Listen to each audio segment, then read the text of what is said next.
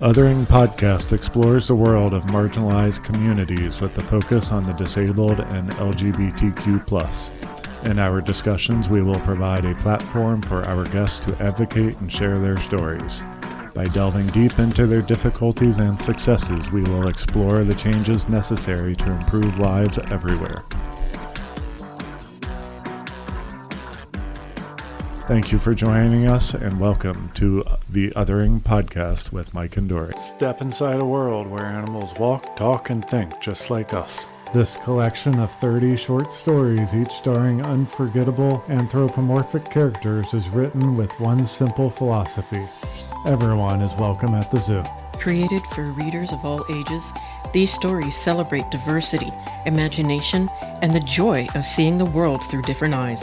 From clever foxes to thoughtful elephants, every tale offers humor, heart, and a fresh perspective on what it means to be human, told through the voices of the creatures we love. Whether you're looking for a quick read, a thoughtful escape, educational value, or even a modern set of bedtime stories, Welcome to the Zoo is your ticket to adventure. Welcome to the Zoo is available now on Amazon in hardcover, paperback, Kindle, and free with Kindle Unlimited.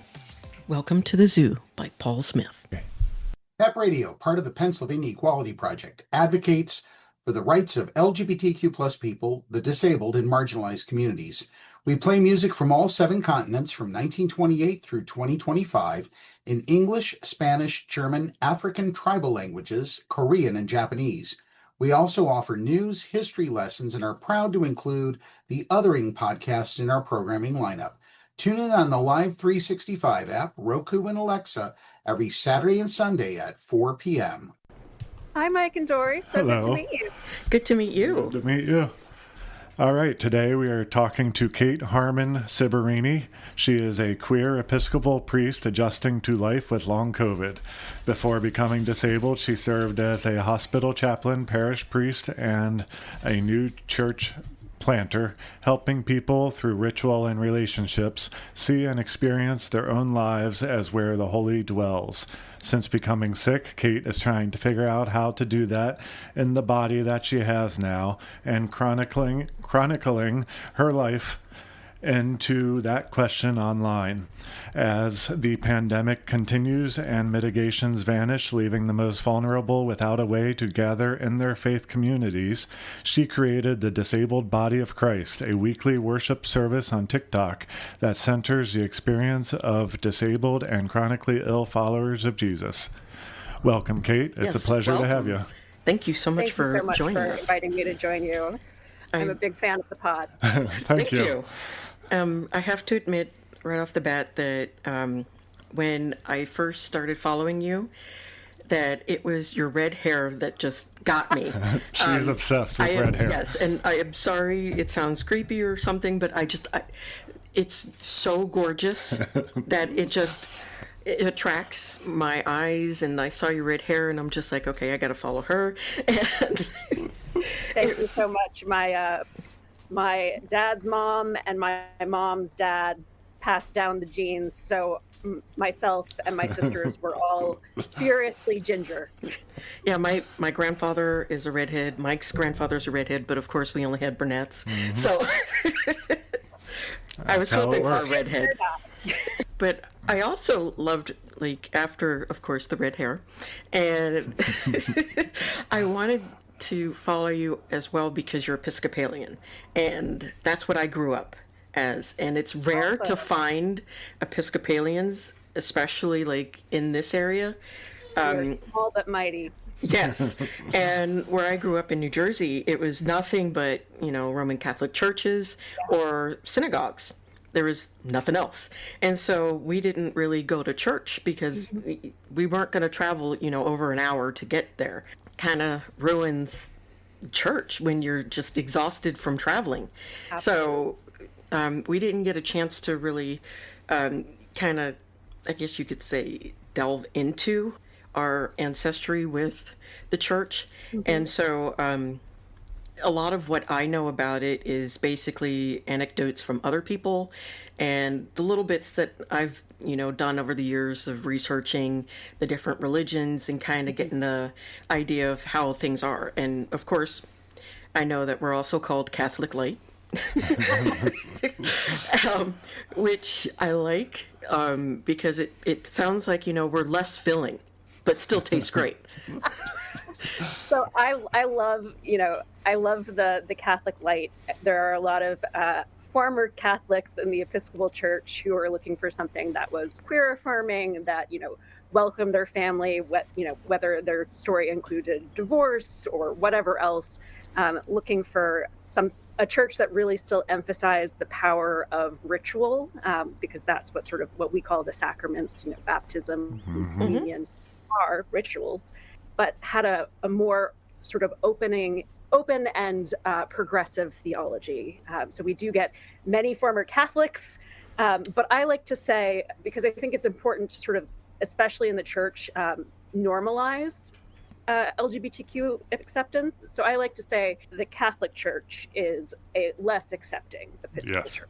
Yes. I grew up in the Catholic Church.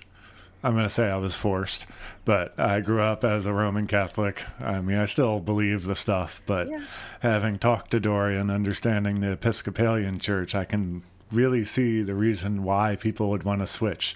Those few little differences, I can see a big difference personally. I mean, that's just my opinion, so all you Catholics out there, don't get upset, but I can understand it. There's an incredible spiritual richness in the Roman Catholic tradition that I deeply admire. My family is also from New Jersey, and we are split Catholic and Episcopalian. So basically, my parents both left the church that they grew up in around the time of the Vietnam War. For my sisters and I, they were really clear, like, we want you to come to your own sense of spiritual or religious truth. And I was a weird little kid who would wander around by the river near our house and experience the big friendliness of the universe that I didn't have a name for. But I found a book at the public library about Saint Joan of Arc, talk about excellent Catholics, and realized that, oh my gosh, there is this language and this community that are also experiencing the big friendliness of the universe called God. And I had friends that were religious, so I went to my parents and said, I want to try the God thing, and they were like, okay, which of the two traditions that we're part of is a young girl going to have more opportunities in? So they sent me to church choir in the local Episcopal congregation. Awesome. And from there, you just grew into it and took interest in it and became priest and working in it? Yeah, for me, that's great.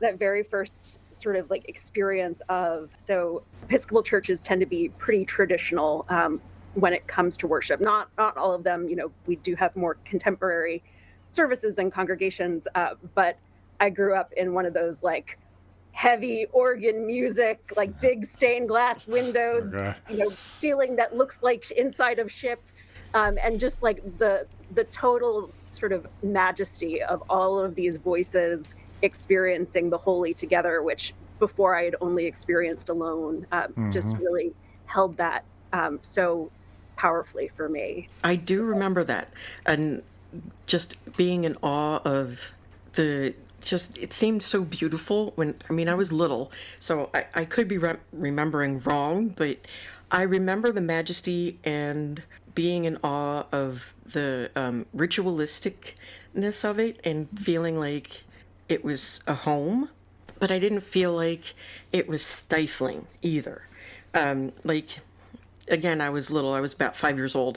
And I remember at the end of church, the priest, this is when we lived in Texas, the priest bent down to talk to me, and he smacked me in the face with his cross. Hopefully not on purpose? No, not on purpose. Okay, we're good. And I fussed at him, really loud at the priest. And he gave me the cross. Oh. And I still have that from when I was little. And that's what I would say has helped, even though I don't always pull it out, it has kind of helped keep my faith going, because it reminds me of a really good person who, he got that cross from when he went to school. And to give it to a little pain in the ass child that's fussing at him, I thought was just like amazing and touching. And I love that. And, if he's still around and he remembers that incident, I hope he finds us, because I would love to, say hi and see how he's doing. Because I also told him a lot of things about my family that probably shouldn't have been told. Kids are like the absolute best in church. Huge fan. Like, always willing to go for like the tough theological questions that adults are just too freaked out to ask. And I think we need that childlike sense of both honesty and wonder. And I love that, that he gave you the cross and that it's still with you. And just sort of like, that these reminders of our faith, sometimes we need those tangible reminders to take with us into the rest of our lives. Yeah. Kind of a silly question, but you mentioned kids, and in the Catholic Church, they have a cry room for the little annoying kids to go in the back where everyone else can't hear them. How do you feel about crying kids and loud kids during service? I mean, I'm sure it's a little frustrating.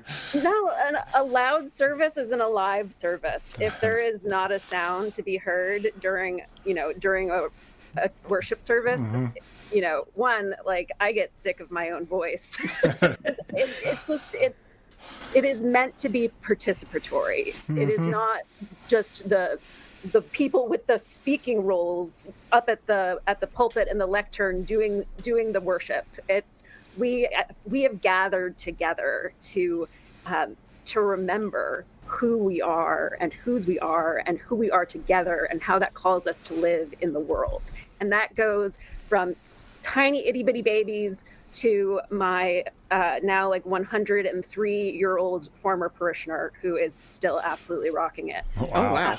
And, in churches that I've been part of, we'll have like a nursery if there needs to be a diaper change, having a safe place to do that and to be able to relax and feel like, if you don't have enough toys, like, to make it through the service, like to have some extra supplies. I think having some space specifically for young families is valuable, but not one where they're siloed away or silenced. Yeah, I probably would have been needed to be siloed away, though, because I remember my parents always telling me how I snored a lot through service, because we got up early for Sunday school.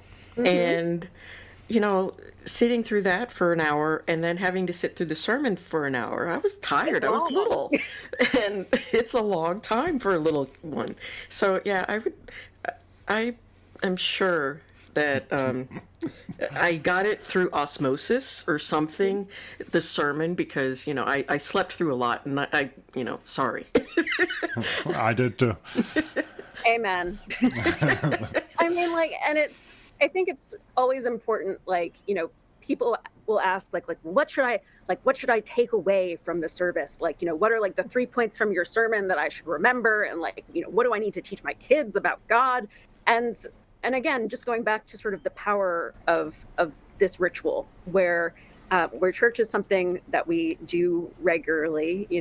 We have one day a week, though not everyone's schedule allows them to do that, but just sort of this regular commitment to gather, to be together, to remember our values, to remember that we, as we are loved and held and known by God, and that calls us to love ourselves and to love others. And far more than any sermon I've ever heard, the way I learned that was by watching the people around me show me how to live a faithful life in loving my neighbor.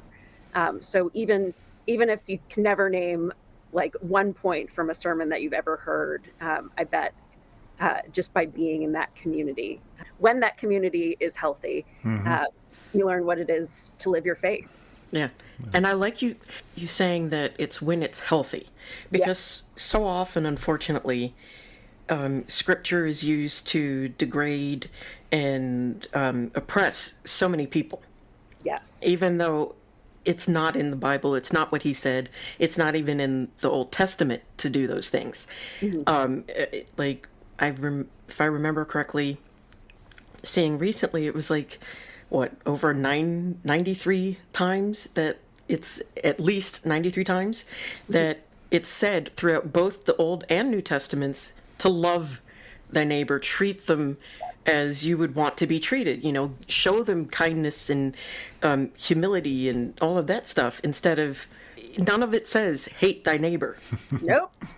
It's even more radical than that. Like, not only are you called to love your neighbor, you're called to love your enemies, which sucks. Yes. Yeah, that's the hard part. That is the hard part. Like, that even the people who want to do me harm, to do people I love harm, to do people on the margins harm, I'm still called to figure out how to love them.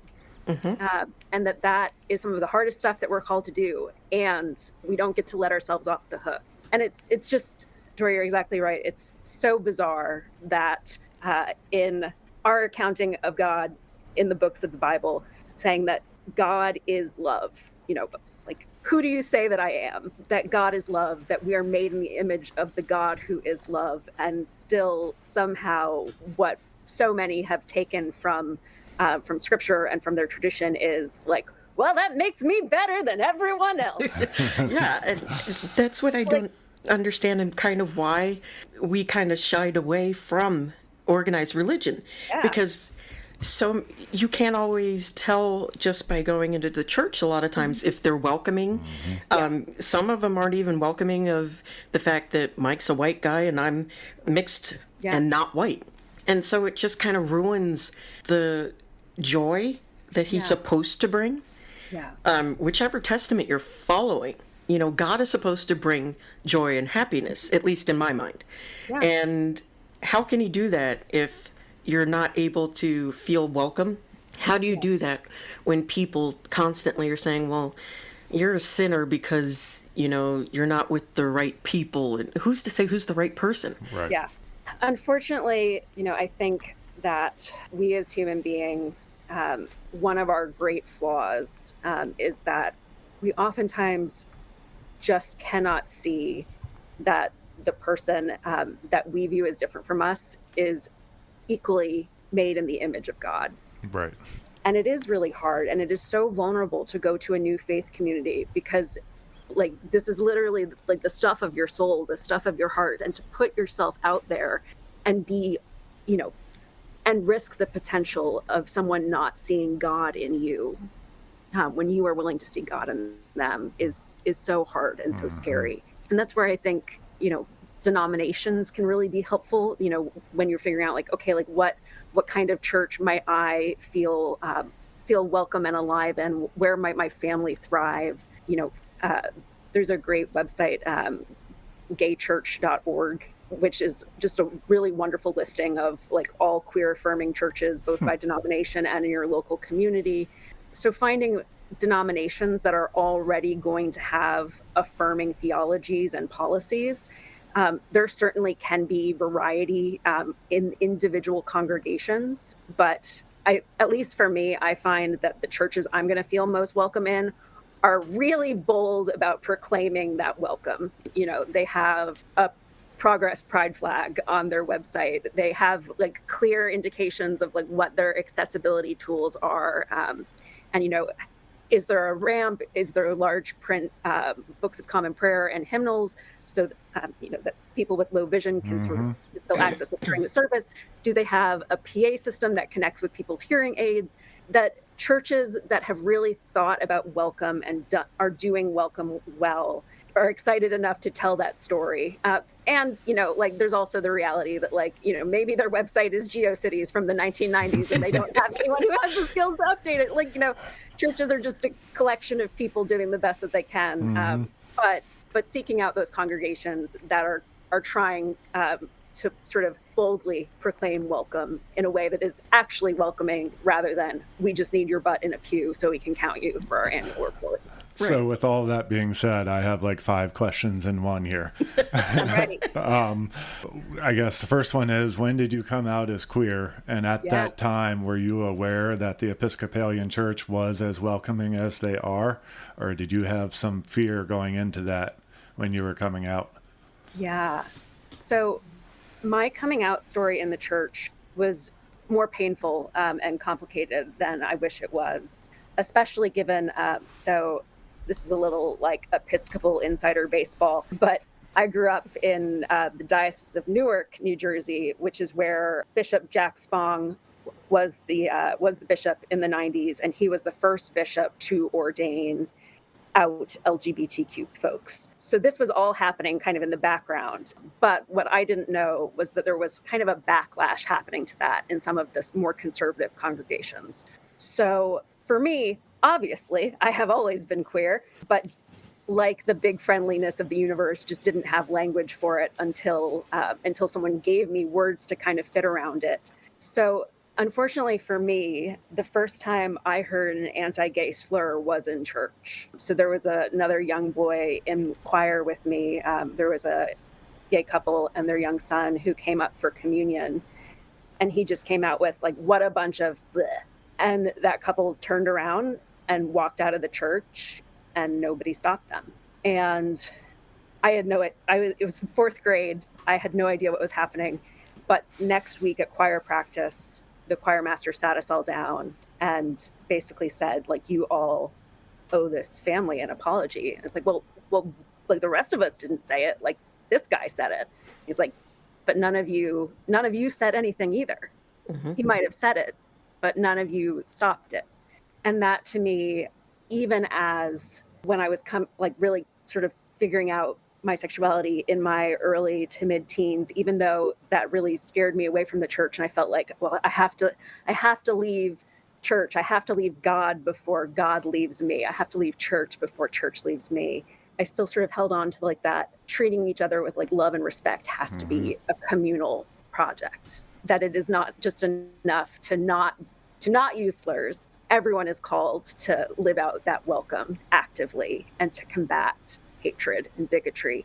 So I left the church kind of like through my teenage years. And then I was in college and having a really tough time with my sexuality, with being away from home, with a number of health issues, and just like feeling totally lost and alone and broken.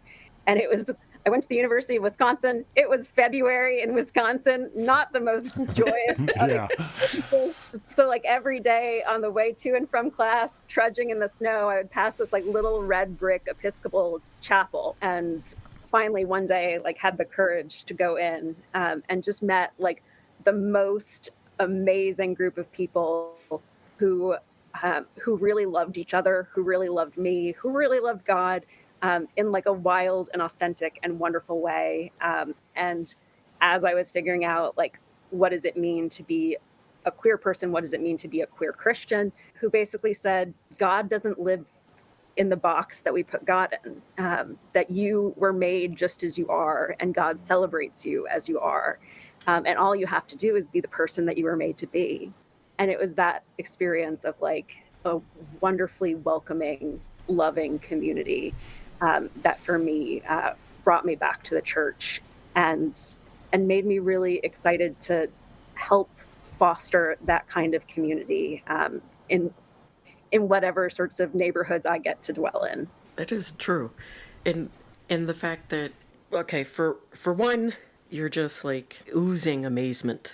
You're just like, not to sound like gross or something, like you're oozing green slime or something. But you're just like, everything that you say is just so beautiful and like, it's affirming. Mm-hmm. And I really love that.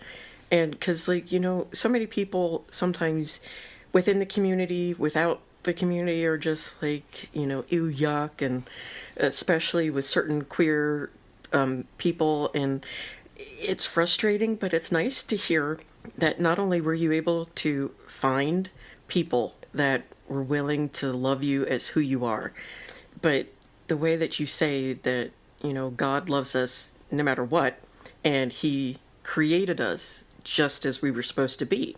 Mm-hmm. And that kind of also, you know, hits home with, even though I'm going through changes and discoveries, I'm still what I'm supposed to be anyway. And that, you know, you can change your outside and everything to match what's on the inside. But that's supposed to be happening. That's what's supposed to happen. You're supposed to be becoming closer to what it was intended in the first place. how boring would it be if we always Yeah. stayed exactly the same? Right. Yeah. And just because that, things may seem, especially with our current regime going on right now, yeah, dark and all that stuff, if we can hold on to that light and keep, going to that light, don't let them win by unaliving yourself. Don't let them win by saying, well, you're not good enough for anything. You're good enough for everything. And, whether you believe or not, that's fine too. As long as you realize that you yourself are meant to be here and help us not only learn, but so that you can learn to find the people that are going to be there for you. And I'm really glad that you were able to find that church, because it gives me creepy sound moment coming up, but it gives me like the feels and just, chills, and it makes me feel good. There's so many stories of bad people. It's always nice to hear the good people out there. Yes. I mean, a lot of people we talked to on this podcast coming out was not a pleasant experience. So it's nice to find the stories of the people that do accept and are good people. Yeah. Yeah, and I think we live in a world that is so desperate for good news. Yes. Which is Yeah. not to ignore the ways that the world is deeply broken, but that also that queer joy is good news, that disabled joy is good news. Like the Greek for good news is euangelion. So like this idea of like, when people are like, oh, you've got to share the gospel, which like, again, talk about like the ways things get twisted and sort of misused. Like people sort of experience as like, I literally must throw the scripture at them. Like in college, I had a guy from Campus Crusade for Christ literally throw a Bible at me while I was tabling for the LGBT. What the hell? Wow. Like, and he told me to repent, and it's just like my dude, you are doing this very wrong. And like, I don't want to say that I might like have a deeper understanding than you, but my experience has given me this particular perspective that while you might think that you are, trying to do good by making me like convert or repent or whatever else, that the heart of evangelism is just sharing good news. In a world where there's so much bad news, like literally could constantly doom scroll on my phone forever and never come across a piece of good news. Like there is such a power in telling stories, in telling stories of our triumph, which is just our continued existence and Yes. flourishing. The heart of the Christian message in Easter is that love is stronger than death.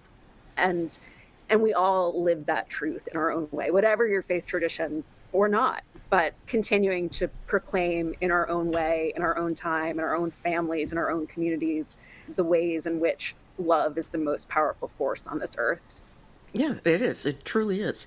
And I think that we need to share those triumphs in sharing the bad things, so that, you can kind of put it into perspective. So, because sometimes it really is a sense of perspective and understanding that, yes, things can be dire, but if we keep going and keep trying, that it can get better.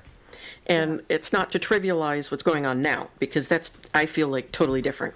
And, unfortunately, in history, sometimes evil pops its ugly head.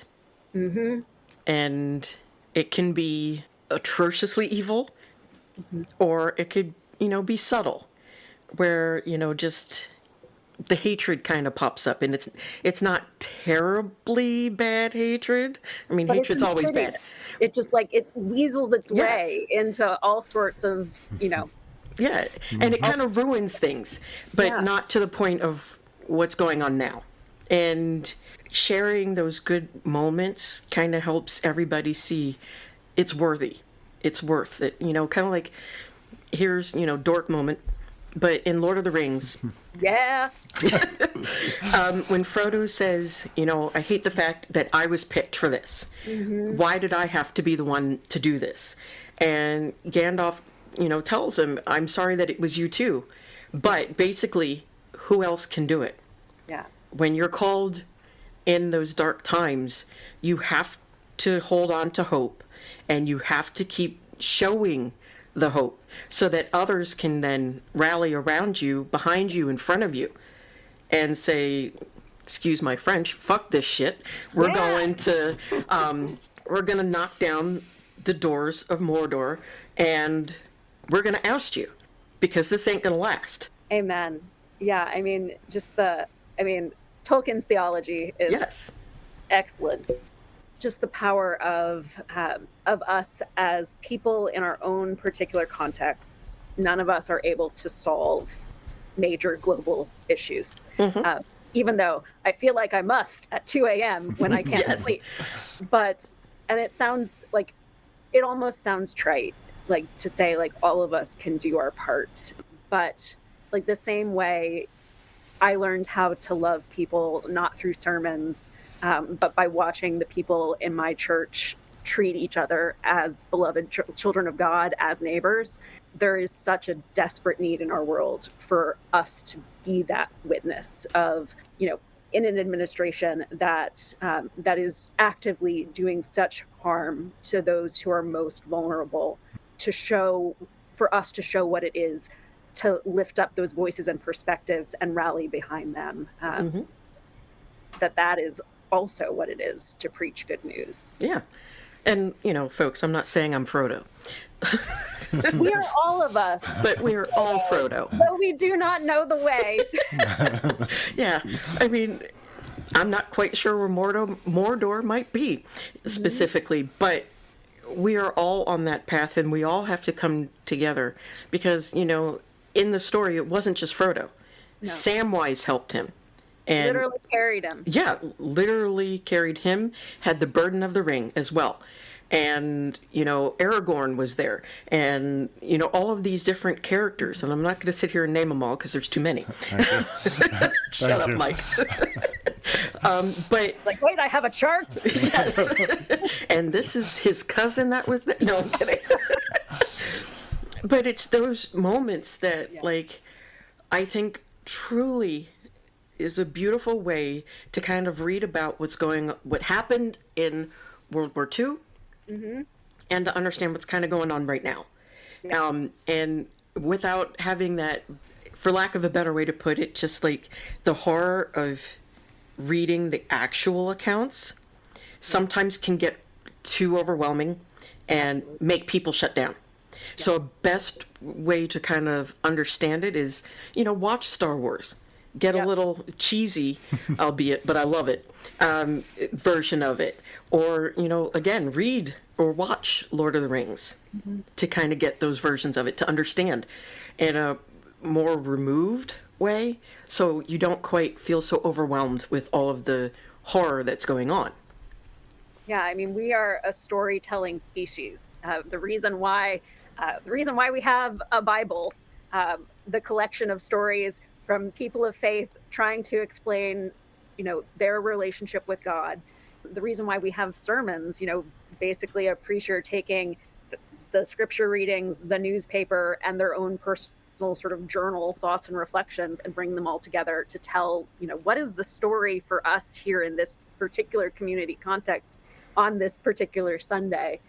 We make sense of the world through narrative, through stories. And there's just times when just getting the raw data of the world, like you said, feels so overwhelming. And especially when those stories are so painful that they cannot do anything but break your heart.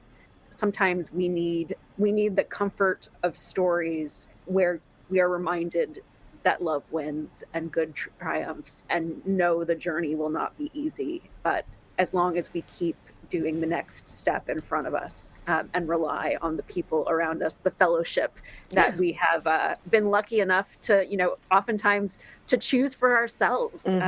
Some of us are lucky enough to be born into our fellowship. Many of us, especially in the queer community, we create that found family, we create that fellowship. And in relying on both our inner strength and the strength of our fellowship, we are able to do the next thing, right? The next small piece for good in this world, and that is worth fighting for. Yeah, it is. It's definitely worth fighting for. I mean, if Gandhi can find a way to get the strength to liberate India, and if Nelson Mandela found the strength to liberate South Africa. And it seems insurmountable, and sometimes it might be. But it's never 100% insurmountable. There's always some way to find a hole to crawl through, or, a ramp for us, wheelchair users that isn't too ridiculously steep. Like, why is this ramp 60 degrees? Yeah. Why don't I just lay on it? It'd be easier.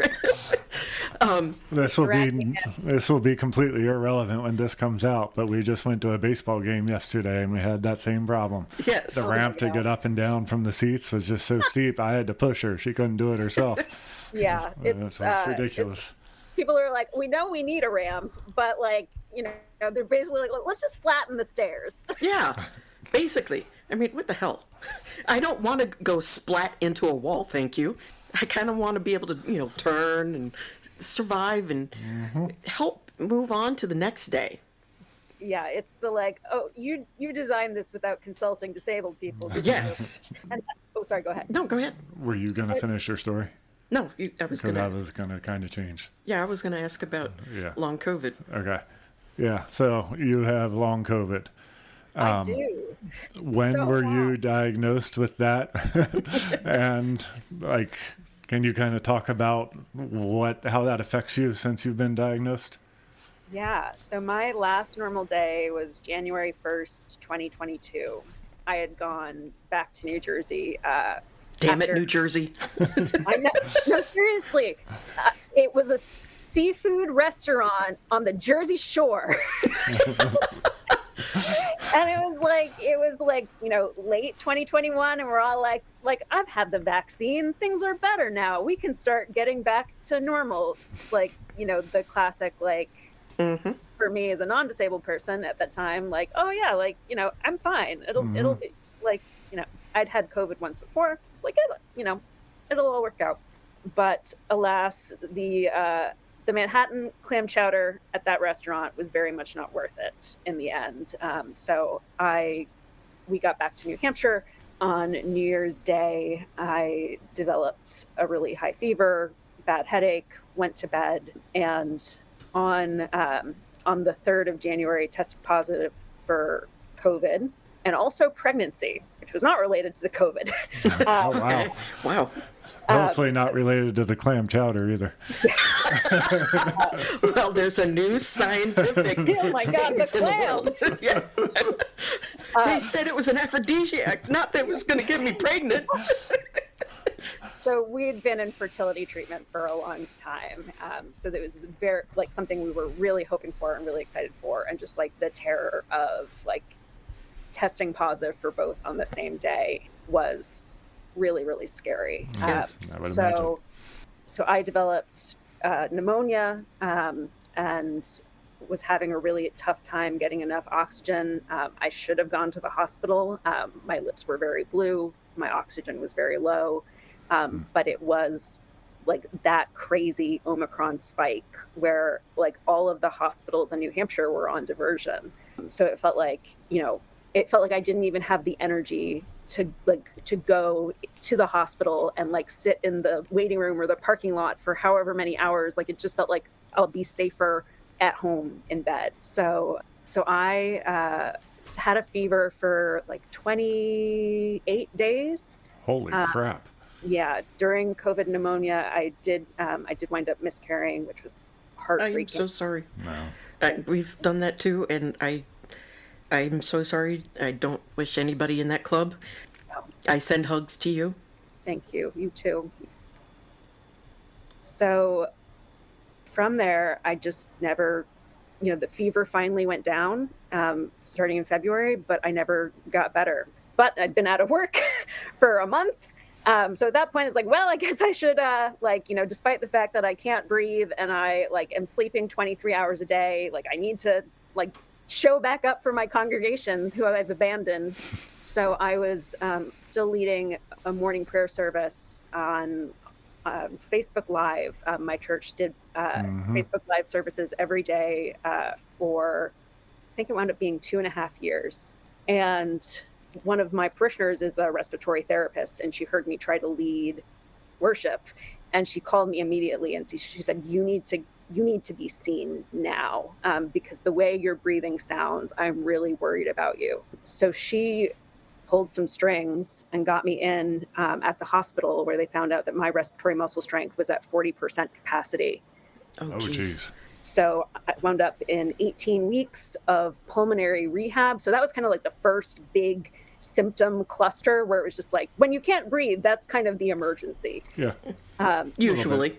A little bit. So pulmonary rehab was wonderful in getting my strength back, helping me sort of get my oxygen back up, which made me able to get some more rest. But the sort of secondary symptom was an incredibly high heart rate. So pulmonary, now we're going into POTS. Don't worry, we'll cover ME/CFS. So extremely high tachycardia. When they did my Holter monitor, they're like, wow, you're in tachycardia like 85% of the time. Wow. So even though I was laying in bed basically 24 hours a day, except to go to the bathroom, I was still, had this outrageously high heart rate, which made it very difficult, again, to get any rest. So it just was like this sort of never-ending spiral. So figuring all that out, through the pulmonary rehab, I got connected with the long COVID clinic out of Dartmouth-Hitchcock, which is the major health system for New Hampshire. And they have been wonderful, truly. I know some people have had terrible experiences seeking healthcare for long COVID, but I've been incredibly lucky. So they connected me with their cardiologist, started me in long COVID specific outpatient occupational therapy, which has been wonderful. And then also really helping to unpack the ME/CFS component, where, unlike some people who just have POTS, having the combination of dysautonomia with post-exertional malaise. So, I could be doing an activity for rehab that feels like, oh, this is within my wheelhouse, this is going to be fine. But then 24 hours later, all of a sudden feeling like I've been hit with the flu, migraines, body aches, chills, fever. And that sets me even further back so that my tiny reservoir of energy is even smaller. So occupational therapy, and having an occupational therapist who was part of the original ICU team from the early days of COVID, having an occupational therapist who gets what long COVID is, and who is up on the research and continues to really listen to her patients has been huge. Thank God for that, because so many people don't find anybody who understands, and I don't understand that. Yeah, I mean, I think you both know that so many chronic illnesses are just wildly understudied, underfunded, and ignored, because nobody loves a bad news story. Nobody went into medicine to be like, I can't fix any of this. Sorry. Most people go into medicine because they want to make people's lives better. And when there is no solution besides symptom management, and research funding is not interested in these chronic conditions, there's just there's not a lot. But I think that is compounded by it being the result of a pandemic that no one wanted to believe in, and that people, for the sake of returning to whatever normal was, had to ignore or pretend didn't exist, or pretend wasn't as bad as it indeed is. So it's sort of the double whammy of it's a chronic condition, and also what even is COVID? I've never heard of that, and I am upset with you for mentioning it. Yeah. It was similar to how people reacted in the early 1900s, around 1918, after the First World War. Yeah. When what was called the Spanish flu, it was a pandemic as well. And some people were just like, oh no, it's hoax, it's fake. And it's just like, what the hell?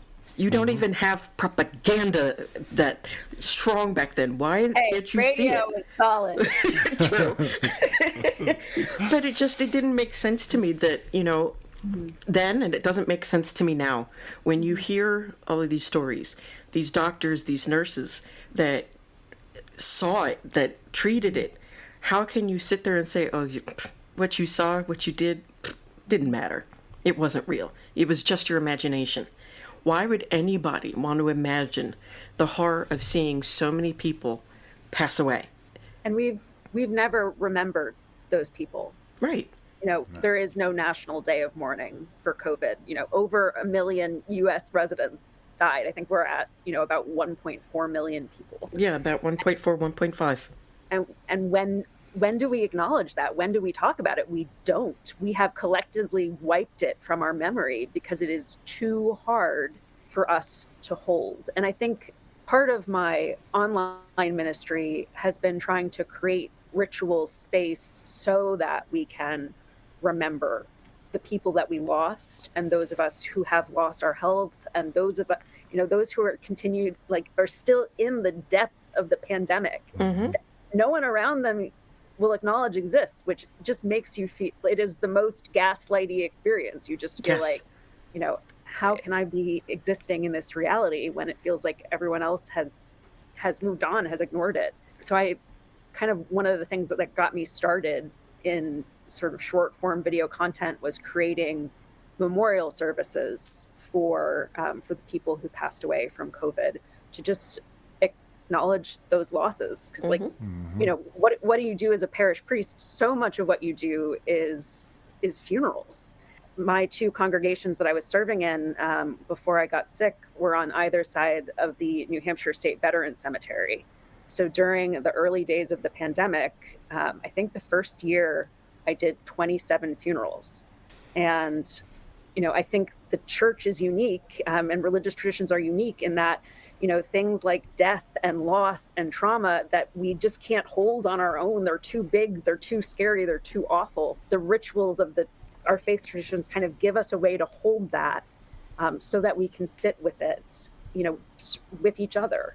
So wanting to have some space to do that digitally, because so many people, it just feels like that trauma, that loss is unresolved. Yeah. I admit that it didn't, like one of our children ended up getting COVID, and so far they're good, and they have some issues, but it may not be because of COVID, not positive. But I still, even the ones that were just like, oh, it's a hoax, and then they drop dead. And I still hold that they need to all be mourned and talked about and not forgotten, because it was we don't forget those that died in a war. We don't forget those that died in 9/11. And I think we should not at all forget those that have died in this pandemic, because they all gave something for this, whether it was to just let us know it was there, to give us a freedom or something. Their lives ended for somebody else to live. Yeah. And we need to honor that. And it's not like they purposely said, maybe some of them did, but the early ones, they weren't out there saying, "Whoo, pandemic, come on, let me be the first one." Yeah. Nobody said sign me up. Yeah. There wasn't a list of, okay, which do you want? Do you want COVID, or would you like the flu? Nobody said this. Yeah. And we should honor them for that. We should honor their unfortunate ultimate sacrifice. Whether it was on purpose or not, it was still a sacrifice. They were human. Somebody loved them. Yeah. When I was doing funerals at the Veterans Cemetery, in the early days, it was COVID just ripped through assisted living and nursing homes. Mm-hmm. So it's a lot of veterans who were in assisted living and who died from COVID, oftentimes alone because of contact precautions, and there not being enough PPE. And, I would do those funerals, and then I would leave, and I would encounter people who just said, like, well, why would I mask? Or like, well, they were just old. And it's like, so their lives are not worth less. Right. These are literally people who have sacrificed their lives for their country. They're veterans. Yeah. And we can't even be bothered to do the bare minimum to protect like the most vulnerable in our nursing homes or in our, in our communities, in our families. And I think a lot of the denial stems honestly from shame, that we as a culture know that we sacrificed the most vulnerable, the most marginalized to this disease so that we could go back to normal. And we're ashamed of that. So And what we do we should do when be. we're ashamed? We should be. So what do? We deny. And as frustrated as I often feel when it's like, I just feel like I'm like screaming into the void, like, John the Baptist in the wilderness, just like, ah, Yes. like COVID is real. People are dying. People are being permanently disabled. This, this infection that you willy-nilly just like freely get 5 times a year could end your life forever. Yeah. With each successive infection, your rate of getting long COVID goes up. We are somewhere between, every infection has a 10 to 30% chance of leaving you with long COVID, which for some people they get better from, but for many of us, we have not. And the ones that don't get better, that's been growing exponentially. Yeah. The amount of people that are they're not improving, they're not getting better, and it's no fault. I want to put in that it's no fault of your own. Not the lack of effort. Yeah, it's not that people are sitting there saying, you know what, I never want to work again. So what's the best way to do it? Yes, let me get the worst disease, worst sickness ever known to man in the past 100 years. Yeah. I want that. Yes. And nobody says that. Well, you know what? Let me rephrase that. Normal people don't say that. I'm sure there's some odd person out there saying, yes, give me COVID. But nobody is really sitting there, trying to not do better.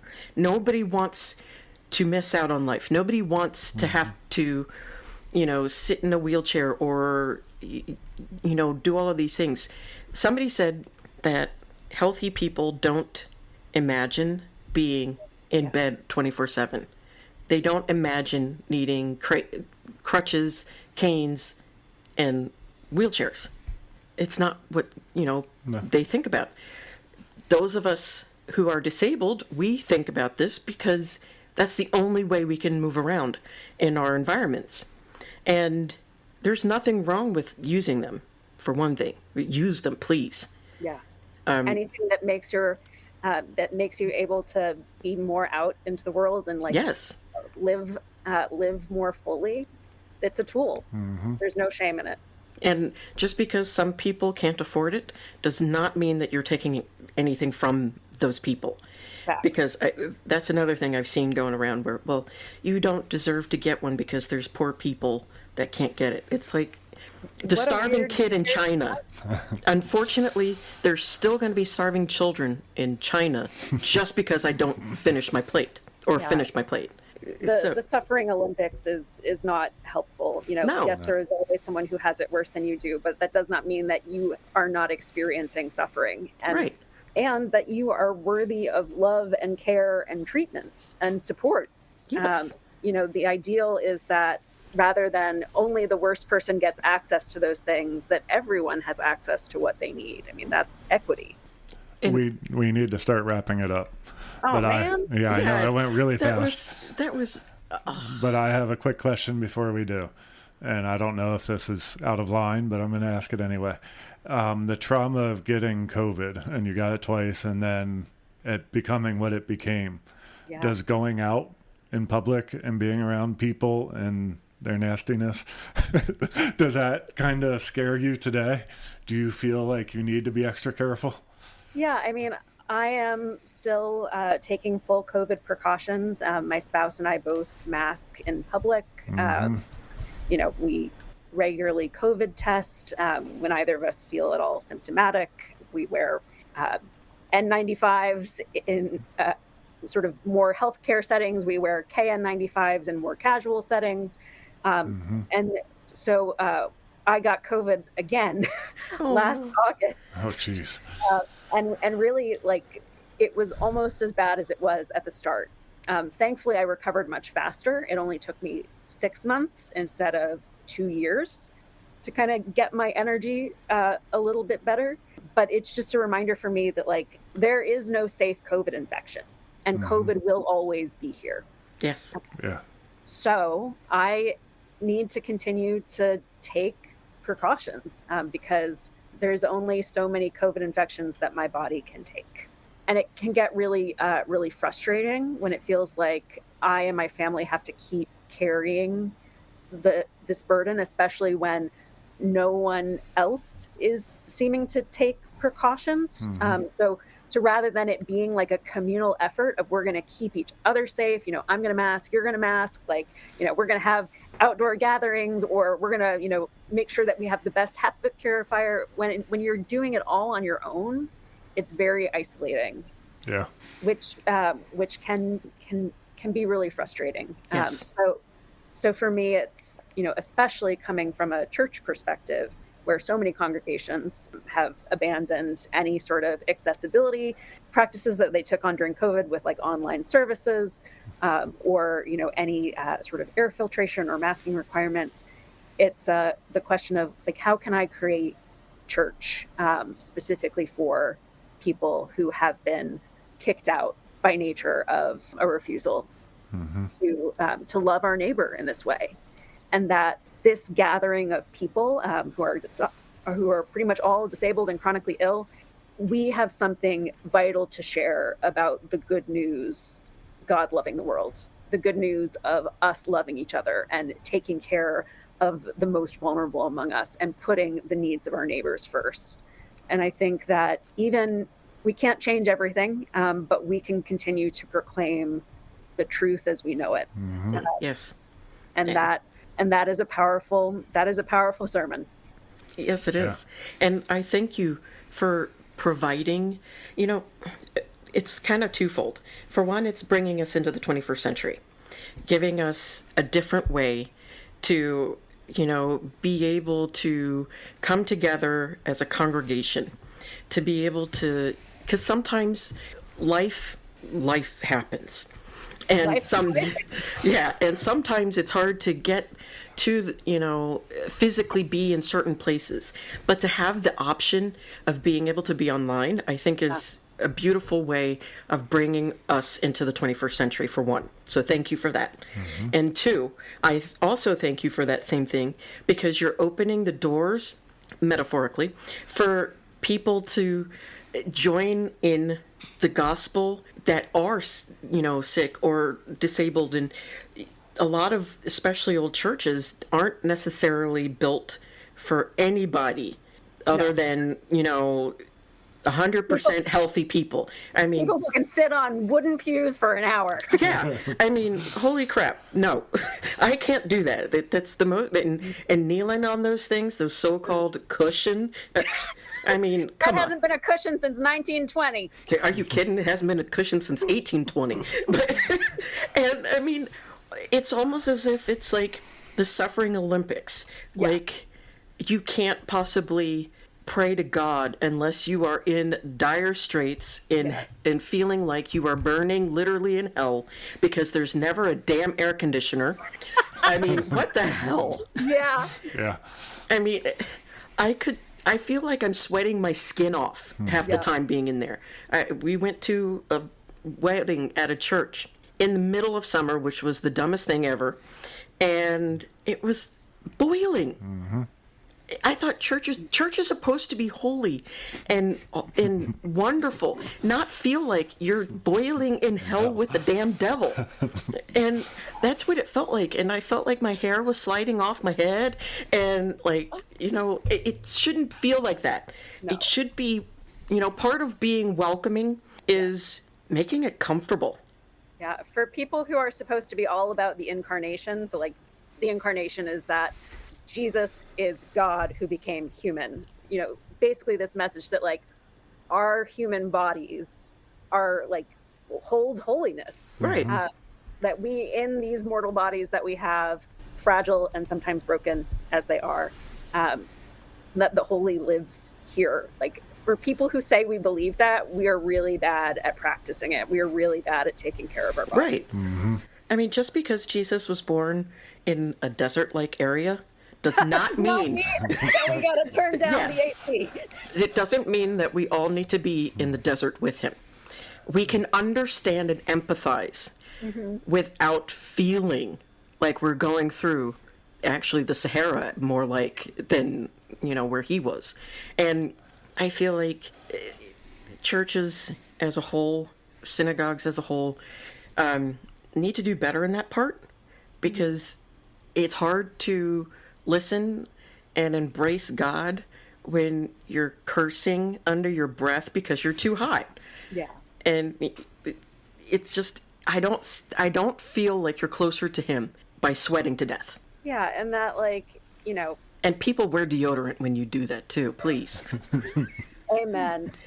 Yeah, and the church as we have designed it is not welcoming to all bodies. No. That's just a fact. And part of our call to love our neighbor is to create opportunities to worship and to remember our call to love one another in a way that is truly welcoming. And not all, nothing is going to be perfect. Nothing Right. is going to be all things to all people. Of course. We priests really try and to fall short so bad. We're just like, oh, how can we make everyone happy? You can't. But It's impossible but we can pay attention to what's missing. And what is missing in the church is a place for disabled and chronically ill people to gather in digital space, which is where so many of us spend a lot of our time because we're homebound or bedbound. And, have a break from the doom scrolling with a chance for be with our fellowship. Right. Okay, I'm going to cut you off. All right. We're 10 minutes late. I'm a professional yapper. Yes. Thank you so much. I think Dory again. is too. Yes, I am. I was a teacher, so, you kind of have to yap a lot. Before we go, do you want to let people know how they can find you and what you do? Yeah. So I am on TikTok, Facebook, and Instagram, and YouTube at Kate Harmon Cibarini, which is my full name, but it's the same username everywhere, so you don't have to remember more than one. So thank you for linking it in the show notes, because Sure. nobody's going to know how to spell that. Yeah, I definitely will. Thank you so much for Thank you joining so us. much. It's been an absolute Thank you so much pleasure. for having me. It has been such a joy to get to know you both and to hear a little bit about your stories and to share some good news together. Yes, I appreciate you coming on. Thank you so much. Yes, thank you. All right. Bye.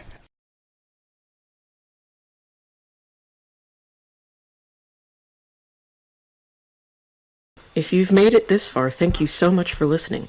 Please leave a rating for us wherever you listen. Follow us on Instagram and TikTok. Othering Podcast is brought to you by Loudcore Productions in conjunction with your support.